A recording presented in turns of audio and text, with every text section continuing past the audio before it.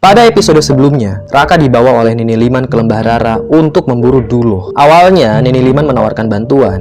Namun ternyata, sesampainya di sana, Nini Liman malah menusuk Raka dengan keris sakti. Raka pun terkapar tak sadarkan diri, dan sebelum dia menutup matanya, Raka sempat melihat Nini Liman berubah wujud menjadi sosok yang sangat cantik. Wanita itu adalah Rara, kekasihnya Duloh, yang dulu bunuh diri dengan cara melompat ke dalam lembah. Dengan kematiannya yang tak wajar itu, roh Rara pun gentayangan dan jadi demit yang selalu berusaha untuk membangkitkan Duloh. Sebenarnya, alam Duloh dan Rara sangat berbeda. Duloh yang menguasai ajian Pancosona wujudnya masih manusia. Hanya saja banyak roh dan demit jahat yang masuk ke dalam tubuhnya Duloh sehingga dia tak bisa mengendalikan dirinya sendiri. Sedangkan si Rara itu murni sebagai demit yang bergentayangan di desa Bojong Pinang. Oke, kembali ke ceritanya Raka. Setelah berjam-jam terkapar di dasar lembah, Raka pun siuman. Dia mendapati dirinya sedang terbaring di atas ranjang. Ia meraba perutnya. Ada tumbukan rempah yang menempel pada lukanya itu. Raka meringis. Dia merasakan perih di perutnya. Kedua mata Raka terpicing. Samar-samar dia melihat seorang lelaki sedang meniup tungku perapian. Lelaki itu adalah Pak Komar. Dialah yang menyelamatkan Raka dari lembah Rara. Saat Raka dibawa oleh Nini Liman ke lembah Rara,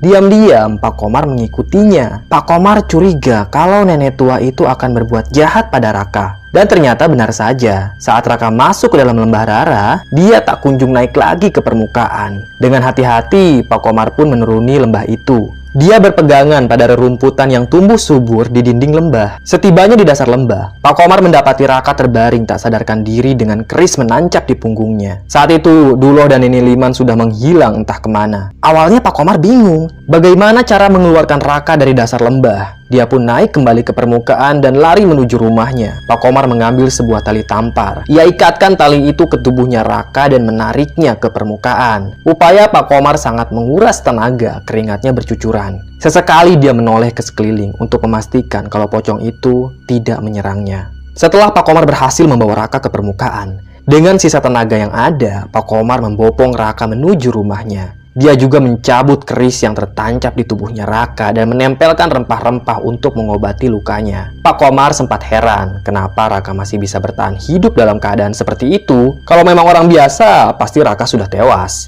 Namun nyatanya Raka masih bisa bertahan hidup. Selama beberapa hari, Raka dirawat oleh Pak Komar. Setiap malam, Raka mendengar raungan Duloh di hutan Gantarawang. Dia tak sabar ingin segera pulih dan membalaskan dendamnya. 1 minggu kemudian, luka di tubuh Raka mulai mengering. Perlahan, dia bisa berjalan kembali. Raka mengenakan bajunya, dan dengan tertatih-tatih, dia melangkah menuju pintu. "Mau kemana, Raden?" tanya Pak Komar. "Ke hutan. Aku harus mengalahkan pocong itu. Kalau tidak, dia pasti akan terus meneror istriku," jawab Raka. "Jangan gegabah, Raden. Luka Raden belum sembuh. Tunggulah sampai Raden benar-benar pulih," kata Pak Komar. Raka memegang perutnya. Dia merasakan perih yang sangat menusuk. Pak Komar dengan sigap menghampiri Raka dan memapahnya ke tempat tidur. "Luka Raden belum sembuh total. Tunggulah beberapa hari lagi," begitu saran Pak Komar. Raka meringis sambil memegangi perutnya. "Kini musuhku bukan hanya Duloh, Pak," kata Raka. Dia bersandar pada bilik bambu. "Apa ada demit lain di hutan itu, Raden?" tanya Pak Komar. "Iya, Pak. Dia adalah Nini Liman. Dia yang dulu menyelamatkan nyawaku. Namun ternyata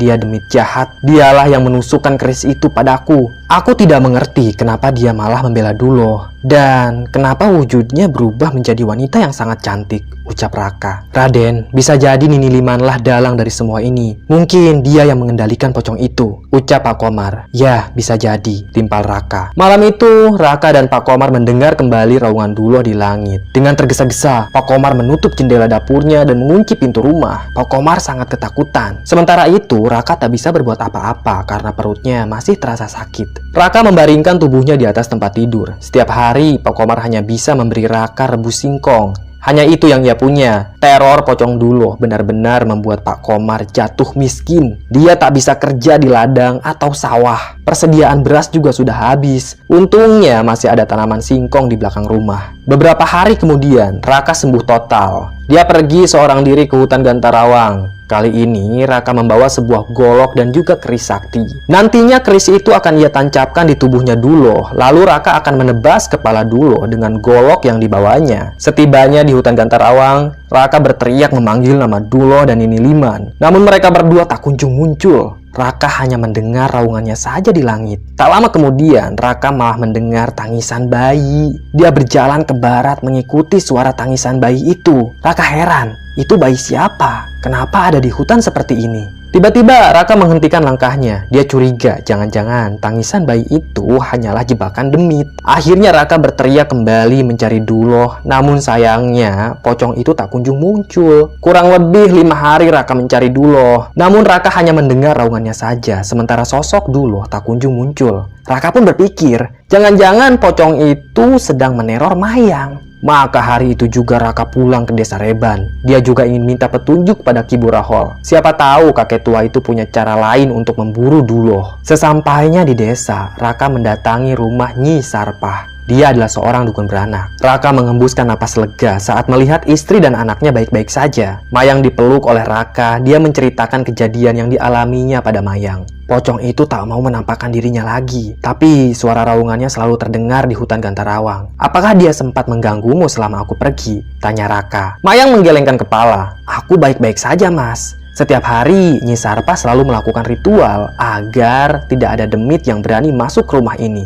Jawab Mayang. Kita tidak bisa seperti ini terus. Pocong itu harus dimusnahkan. Dan hanya ada satu cara untuk memusnahkannya. Kepala Duloh harus dipenggal dan jangan sampai menyentuh tanah. Kalau tidak, tubuh pocong Duloh akan kembali utuh karena dia punya ajian Pancasona. Kata Raka pada Mayang. Nyi Sarpah yang sedang duduk di atas kursi kayu. Dia bangkit lalu menghampiri Raka. Ya, memang benar. Tubuh pemilik ajian Pancasona akan kembali utuh kalau kepalanya menyentuh tanah. Nyai pernah mendengar legenda itu, ucap Nyi Sarpah. Raka terdiam. Tak lama kemudian, dia berdiri dan hendak pergi. Mau kemana, Mas? Tanya Mayang. Aku harus bertemu dengan Ki Burahol. Dia pasti tahu cara untuk memancing pocong itu agar menampakkan diri, ujar Raka. Ki Burahol sudah meninggal, Mas, kata Mayang singkat. Hah, meninggal? Kapan dan kenapa? Apa dia sakit? Tanya Raka. Keningnya seketika berkerut. Tak ada yang tahu apa penyebab kematiannya, Mas.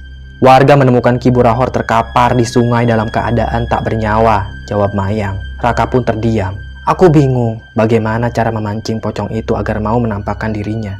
Mayang tertunduk. Aku siap jadi umpan, Mas, kata Mayang. Maksud kamu? Tanya Raka sambil mengerutkan keningnya. Mayang menatap wajah Raka. Kata Ki Burahol, pocong itu ingin sekali darahku. Mas Raka bisa menjadikanku umpan dan saat pocong itu muncul, barulah Mas Raka bisa menebas kepalanya, ucap Mayang. Awalnya Raka tidak setuju dengan rencana Mayang, tapi Mayang terus membujuk suaminya itu. Mas, hanya ini jalan satu-satunya agar kita bisa terbebas dari teror pocong itu. Aku yakin kita pasti berhasil mengalahkannya. Aku percaya sama Mas, dan Mas percaya kan sama aku? Tanya Mayang. Raka terdiam. Kemudian Mayang menggenggam lengan suaminya itu. Mayang menatap Raka yang masih ragu akan rencananya itu. Baik, kita coba, ucap Raka. Akhirnya, Raka menyetujui rencana istrinya. Walaupun begitu, Raka harus sangat hati-hati karena kali ini nyawa Mayanglah taruhannya. Singkat cerita, Raka dan Mayang pergi ke desa Bojong Pinang. Anak mereka dititipkan pada Nyi Sarpah si dukun beranak.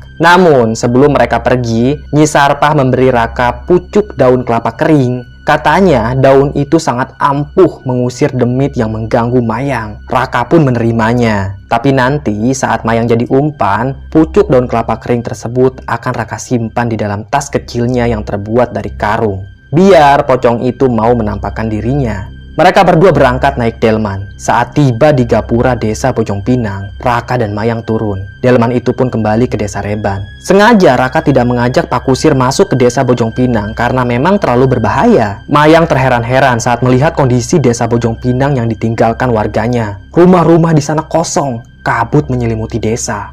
Mayang berjalan perlahan sambil memperhatikan rumah warga yang terkesan mengerikan. Dia tak menyangka desa Bojong Pinang yang begitu ramai kini malah seperti desa mati. Raka dan Mayang berbelok ke kanan menuju hutan Gantarawang. Ada pagar bambu yang sangat tinggi di perbatasan hutan itu. Raka mengeluarkan goloknya dan menebang 4 batang pagar itu. Bambu yang menjulang tinggi seketika saja roboh. Mayang dan Raka berhasil melewati pagar bambu itu. Hari semakin gelap. Raka pun meraih obor yang ia ikatkan di pinggang lalu menyalakannya. Setibanya di tengah-tengah hutan, mereka berdua mendengar suara raungan Duloh dari kejauhan. Itu dia, Mas. Sebaiknya Mas sembunyi biar aku di sini saja untuk memancing pocong itu keluar, kata Mayang. Raka terdiam. Dia mendongak ke langit. Suara Duloh masih terdengar. Raka mengecup kening istrinya itu, lalu bersembunyi di balik pohon besar. Obor pun dimatikan. hanya cahaya bulan yang menerangi mereka. Di balik pohon itu, Raka sudah siap untuk menyerang Duloh. Tangan kiri Raka memegang keris,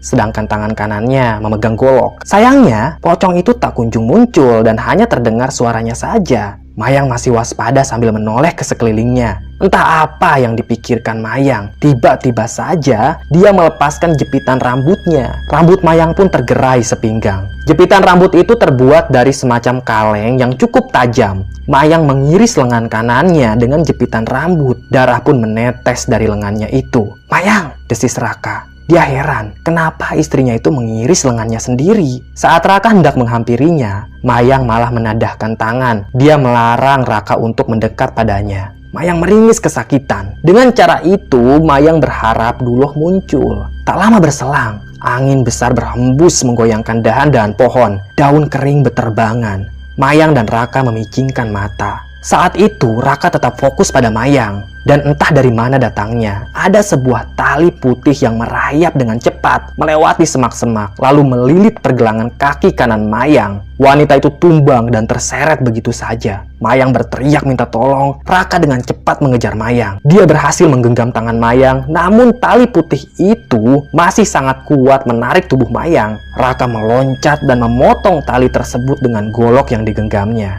Setelah tali itu putus, tubuh Mayang melayang tinggi lalu menempel pada batang pohon. "Mayang!" teriak Raka. Mayang masih berteriak, rambutnya mengembang tertiup angin. Di atas pohon itu, kedua mata Mayang menjadi merah menyala. Ada garis-garis urat yang menonjol di wajahnya. Mayang berteriak, namun kali ini suaranya berbeda. Itu seperti suara lelaki yang sangat menggema. "Kelak akan ada lelaki yang mendatangimu dan menghancurkan keluargamu, Raka." Begitu teriaknya. "Bangsat!" Raka berteriak, kedua tangannya merah seperti bara api. Ia mengeluarkan ajian Braja Musti. "Tunjukkan wujudmu Duloh!" teriak Raka. Dia sangat marah. Sementara itu, cahaya merah di matanya Mayang mulai meredup. Tubuhnya lemas dan tiba-tiba saja tubuh Mayang jatuh dari ketinggian pohon. Kaki kanannya patah, tulangnya menonjol. Raka lari menghampiri Mayang. Wanita itu menangis kesakitan sambil memegangi lengan Raka. "Mas, dia di belakangmu," desis Mayang sambil menahan rasa sakit. Raka menggenggam erat goloknya. Raka menggibaskan goloknya ke leher Duloh. Namun, saat itu juga muncullah Rara di depan Duloh. Rara menahan golok itu hanya dengan satu tangan. Untung saja masih ada tangan kiri Raka yang menggenggam keris sakti. Raka pun menusukkan keris itu tepat di perutnya Rara. Anehnya, Rara tampak tidak kesakitan sedikit pun. Wanita itu memang bukan manusia. Sementara itu, Mayang yang masih terkapar kesakitan, dia meraih pucuk daun kelapa kering yang tergeletak di atas semak-semak. Dengan berani, Mayang melemparkan daun itu ke arah Rara. Seketika saja Rara menjerit kesakitan dan menghilang begitu saja. Dan sebelum Duloh ikut menghilang, Raka berhasil memenggal leher pocong itu. Dengan sigap, Raka menangkap kepala Duloh. Dia tidak akan membiarkan kepala itu menyentuh tanah. Tubuh Duloh pun ambruk. Ia terkapar di atas semak-semak. Setelah itu, Raka mengambil daun kelapa kering. Ia juga menaburkan minyak tanah dari dalam batang obor ke tubuhnya Duloh. Pucuk daun kelapa kering tersebut dibakar oleh Raka, lalu dilemparkan ke tubuhnya Duloh. Seketika saja api menyala membakar tubuh pocong itu. Raka membuka bajunya dan membungkus kepala pocong itu. Lalu ia cangkolkan ke bahu. "Semuanya sudah selesai. Ayo kita pulang dan obati kakimu," kata Raka. Ia membopong tubuh istrinya. 1 minggu setelah kejadian itu, kaki kanan Mayang terpaksa dipotong karena lukanya tak kunjung sembuh dan malah membusuk. Suatu hari, Ki Surya berkunjung ke rumahnya Raka.